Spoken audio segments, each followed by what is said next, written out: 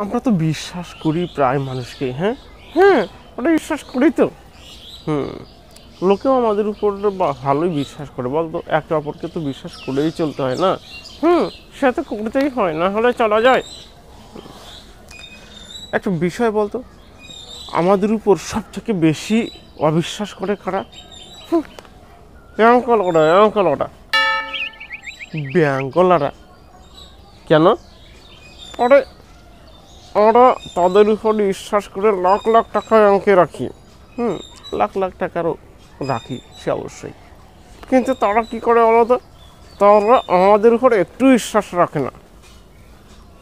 কেন? ওরা দেখো না, তারা একটা স্বর্ণ ফেন সুতো দিয়ে বেঁধে রাখে।